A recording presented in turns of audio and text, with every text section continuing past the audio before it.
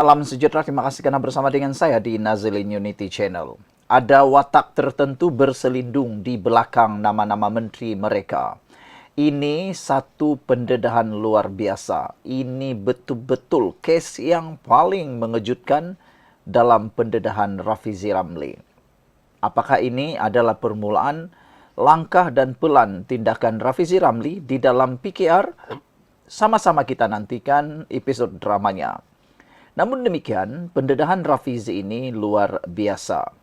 Bekas timbalan Presiden PKR Datuk Seri Rafizi Ramli menasihatkan supaya tindakan mengheret penjawat awam bagi tujuan intimidasi hanya kerana perbezaan pendapat dihentikan serta-merta. Wah, betulkah ini akan berlaku? Betulkah ada watak tertentu berselindung dalam pendedahan ini? Siapa menterinya? Saya akan kupas dan hurai kepada anda sebentar lagi. Baiklah, saya nak kongsi dengan anda semua satu produk yang paling terbaik sekali. Produk ini namanya For Life Transfective.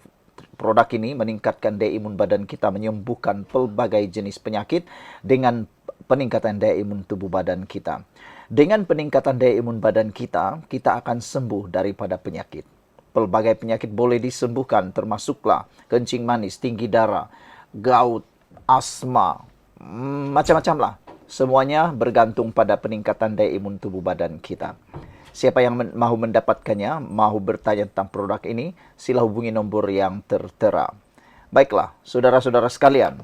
Bekas timbalan Presiden PKR Datuk Seri Rafizi Ramli menasihatkan supaya tindakan mengheret pegawai awam membagi tujuan intimidasi hanya kerana perbezaan pendapat dihentikan serta-merta. Ahli Parlimen Pandan itu mendedahkan beliau telah menerima aduan-aduan daripada orang awam yang telah diambil tindakan yang berbeza-beza susulan komentar dan pandangan mereka mengenai pemilihan PKR bulan lalu. Menurutnya, tindakan tersebut termasuklah aduan daripada Suruhanjaya Komunikasi dan Multimedia Malaysia SKMM kepada platform X bahawa kandungan telah melanggar undang-undang negara. Turut diadukan kepada Rafizi adanya pegawai SKMM dan pegawai polis Diraja Malaysia PDRM mengunjungi orang kena adu OKA dengan alasan ingin berjumpa tanpa sebarang dokumen rasmi. Pegawai SKMM mengeluarkan notis kepada OKA untuk siasatan dan atau telefon pintar dan kad SIM OKA dirampas untuk siasatan. Jelas Rafizi menerusi kenyataan hari ini. Beliau bagaimanapun percaya Perdana Menteri Datuk Seri Anwar Ibrahim dan Menteri Komunikasi Datuk Fahmi Fadzil tidak memberikan arahan agar orang awam terbabit dikenakan tindakan. Kemudiannya, ada watak-watak tertentu yang berselindung di belakang nama-nama menteri mereka yang memberi arahan kepada SKMM atau PDRM untuk menekan orang awam. Hanya kerana pandangan mereka mengenai PKR 2025 tidak sealiran dengan pandangan watak-watak ini, katanya. Rafizi dalam masa sama telah pun berbincang dengan sejumlah peguam sukarela yang akan mewakili orang awam yang dikenakan intimidasi seperti yang diadukan kepadanya. Jika ada pelanggaran peraturan atau undang-undang, orang awam yang menjadi mangsa intimidasi seperti ini akan dinasihati untuk mengambil tindakan undang-undang yang sewajarnya, katanya lagi. Justru beliau menasihati pemimpin politik yang diberi amanah untuk mentadbir kementerian masing-masing supaya tidak mencampuri aduk pandangan politik dan urusan rasmi kerajaan. Saya juga menasihati penjawat-penjawat awam supaya tidak terheret dan tunduk kepada tekanan pihak-pihak tertentu yang mencampur aduk tanggungjawab harian sebagai penjawat awam dengan tindakan politik seperti ini, katanya lagi. Sekian dulu untuk kali ini. Jangan lupa tinggalkan komen anda. Dan bagi mereka yang benar-benar nak menguatkan daya imun badan dan nak sembuh daripada masalah kesihatan, silalah berhubung dengan saya dan dapatkan produk yang hebat ini. Jangan tunggu terlambat. Pastikan anda pergunakan waktu yang ada. Jumpa lagi. Bye-bye. Salam sejahtera. Terima kasih kerana bersama dengan saya di Nazilin Unity Channel. Akhirnya, Rafizi Ramli kembali semula bersuara. Ini berkaitan dengan kenyataan beliau dan rancangan terkini beliau bersama dengan PKR kerajaan dan tindakan beliau meminggirkan diri ataupun berehat daripada jawatan beliau. Kata Rafizi dalam kenyataan rasmi kemarin, perbezaan pendapat jangan heret penjawat awam bagi tujuan intimidasi. Pemilihan Parti Keadilan PKR 2025 yang baru berlaku mengundang pelbagai pandangan dan reaksi dari banyak pihak, termasuklah dari kalangan anggota dan bukan anggota. Perkara ini sudah dijangka, memandangkan keadilan ialah parti utama di dalam kerajaan persekutuan. Jikapun perbezaan pendapat mengenai perjalanan dan keputusan pemilihan keadilan tahun 2025 dilihat tidak sealiran dengan kepimpinan kerajaan persekutuan, ia adalah satu cabaran yang wajar ditangani dengan berhema. Sebarang bentuk tekanan dan intimidasi akan menguatkan lagi persepsi rakyat bahawa pentadbiran sekarang cepat menggunakan kuasa dan tidak mempertahankan hak rakyat untuk berbeza pandangan. Sejak seminggu lepas, saya telah menerima aduan-aduan dari orang biasa yang telah diambil tindakan yang berbeza-meza mengikut tindakan-tindakan ini, termasuklah kata Rafizi Ramli. Sebelum kita teruskan ulasan kali ini, saya nak perkenalkan kepada anda semua, satu produk ini bukan ubat, ini Transfer Factor for Life. Produk ini meningkatkan daya imun badan kita sehingga 400%. Kita kena penyakit kerana imun badan kita yang lemah. Kita juga kena penyakit kerana imun badan kita yang jadi bodoh. Untuk menjadikan kita sehat semula, kuat semula, produk ini jawapannya. Produk ini meningkatkan daya imun badan kita, membuatkan kita sembuh daripada dalam. Ia seperti askar-askar badan yang menjadi kuat semula. Siapa yang berminat dapatkan produk ini melalui nombor telefon yang tertera. Baiklah saudara-saudara sekalian, apa yang dinyatakan oleh Rafizi Ramli dalam lampiran E, kandungan yang diadu. Kandungan hanyalah pandangan peribadi beliau mengenai pemilihan keadilan 2025. Dalam satu lagi lampiran yang dinyatakan oleh Rafizi Ramli, laporan polis oleh isteri mengenai intimidasi. Dan lampiran C, notis siasatan oleh SKMM, lampiran D, senarai rampasan oleh PDRM. Perkara ini turut berlaku kepada orang awam lain yang banyak mengulas mengenai pemilihan keadilan 2025. Saya dimaklumkan bahawa antara akaun-akaun di platform X yang diadu termasuklah Pah Bedah 41, Malaysian Affair, Mariox Hartanah Timur, Pejuang PH dan bermacam-macam lagi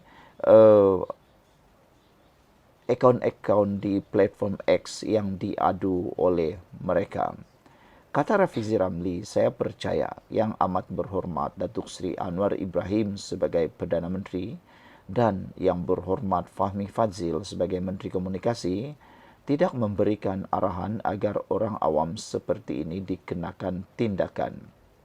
Kemungkinannya ada watak-watak tertentu yang berselindung di belakang nama-nama menteri mereka yang memberi arahan kepada SKMM atau PDRM untuk menekan orang awam hanya kerana pandangan mereka mengenai pemilihan keadilan 2025 tidak sealiran dengan pandangan watak-watak ini. Oleh itu, saya menasihatkan supaya perkara ini dihentikan serta-merta, kata Rafizi. Saya telah pun berbincang dengan peguam-peguam sukarela yang akan mewakili orang awam yang dikenakan intimidasi seperti ini. Jika ada pelanggaran peraturan atau undang-undang, orang awam yang menjadi mangsa intimidasi seperti ini akan dinasihati untuk mengambil tindakan undang-undang yang sewajarnya. Saya menasihati pimpinan politik yang diberi amanah untuk mentadbir kementerian masing-masing supaya tidak mencampur aduk pandangan politik dengan urusan rasmi kerajaan. Saya juga menasihati penjawat-penjawat awam supaya tidak terheret dan tunduk kepada tekanan pihak-pihak tertentu yang mencampuri aduk tanggungjawab harian sebagai penjawat awam dengan tindakan politik seperti ini, kata Rafizi lagi. Saudara-saudara sekalian, ini adalah kenyataan terkini Rafizi yang memang sangat disokong oleh banyak pihak.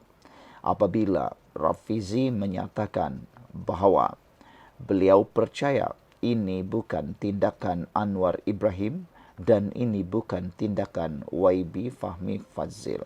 Ada menteri yang memberi arahan, kata beliau. Mungkin ada watak-watak tertentu yang berselindung di belakang nama-nama menteri mereka yang memberi arahan kepada SKMM atau PDRM untuk menekan orang awam. Hanya kerana pandangan mereka mengenai pemilihan keadilan 2025 tidak sealiran dengan pandangan watak-watak ini, kata Rafizi. Oleh itu, beliau menasihatkan supaya perkara itu dihentikan serta merta. Saya juga yakin ini bukanlah arahan daripada Perdana Menteri, bukan juga arahan daripada Menteri Komunikasi. Siapakah watak-watak tertentu ini? Anda boleh tinggalkan dalam ruangan komen. Sekian dulu untuk kali ini. Jangan lupa tinggalkan komen Anda. Salam sejahtera, terima kasih kerana bersama dengan saya di Nazilin Unity Channel. Petang kemarin, Rafizi Ramli mengeluarkan kenyataan yang paling mengejutkan seluruh Malaysia.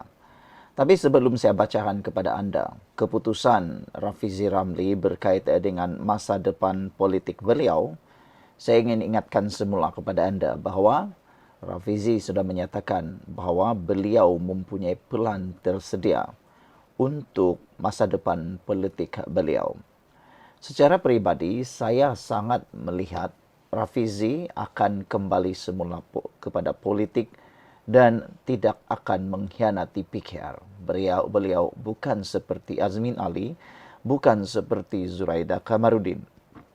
Azmin Ali adalah seorang pemimpin politik yang strategik, berfikiran matang dan tidak akan sama sekali mengkhianati parti yang mengangkat beliau. Sudah banyak kali terbukti. Pertama terbukti ketika Rafizi Ramli mengambil cuti panjang dalam dunia politik ketika tahun 2020. Pada waktu itu kelihatan PKR dan Pakatan Harapan menjadi sebuah parti yang lesu. Apabila Rafizi Ramli tidak melibatkan diri dalam peperangan politik. Akhirnya, Pakatan Harapan dan PKR memang sangat kelihatan lesu dan seperti tidak berbuat apa-apa. Namun demikian, walaupun itu berlaku, Rafizi tidak mengambil tindakan bodoh meninggalkan PKR. Sudah tentu kali ini Rafizi juga akan mengulangi perkara yang sama. Beliau tidak akan tinggalkan PKR. Dan saya rasa Rafizi sedang mengatur dunia politik yang lebih besar peranannya, lebih dalam kesannya. Sebelum saya teruskan ulasan kali ini, saya nak perkenalkan kepada anda semua satu produk Transurfactor for Life. Produk ini bukan ubat. Ini bukan ubat. Ini ialah produk yang meningkatkan daya imun tubuh badan kita. Secara ringkasnya, kita kena penyakit kerana daya imun badan kita yang lemah. Kita kena penyakit kerana daya imun badan kita yang jadi bodoh. Dengan daya imun badan yang lemah dan bodoh, ia akan menjadikan kita mudah diserang oleh penyakit. Imun badan itu ialah seperti tentera. Dia mempertahankan kita daripada dalam dan daripada luar untuk tidak kena penyakit. Apabila daya imun badan kita menjadi kuat, tentera di tubuh badan, dalam tubuh badan kita jadi kuat, ia akan menyerang penyakit dan kita akan sembuh daripada penyakit itu melalui peningkatan daya imun tubuh badan kita. Semua jenis penyakit boleh disembuhkan dengan peningkatan daya imun badan kita. Jadi siapa yang berminat boleh menghubungi nombor yang tertera. Ingat, pergunakan waktu yang ada. Jangan sampai anda terlambat. Baiklah, saudara-saudara sekalian. Saya merasakan secara pribadi isu tentang rehatnya Rafizi Ramli daripada dunia politik tidak akan berpanjangan. Beliau pasti akan mengambil keputusan. Dalam masa yang terdekat, beliau akan kembali menyatu bersama Nurul Izzah Anwar dan bersama dengan Anwar Ibrahim semula. Biasalah, dalam dunia ini tiada satu pun yang sempurna.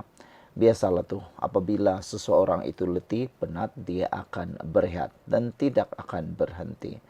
Rafizi dijangkakan akan kembali semula bersama dengan kerajaan. Dan yang lebih menggemparkan kita ialah satu sumber yang sangat boleh dipercayai telah pun menghubungi dan telah pun memberitahu bahawa Rafizi Ramli akan dipujuk oleh Anwar Ibrahim.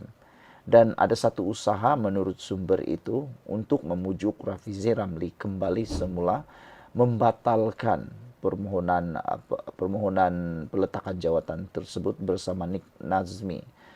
Menurut sumber yang boleh dipercayai itu, Rafizi akan membatalkan permohonan peletakan jawatan itu, dan Anwar Ibrahim juga akan membatalkan atau tidak meluluskan peletakan jawatan tersebut.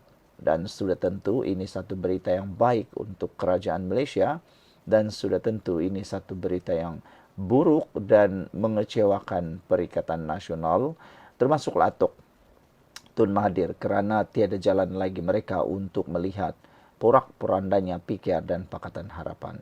Apabila pendapat anda sekalian? Sekian dulu untuk kali ini. Jangan lupa tinggalkan komen anda.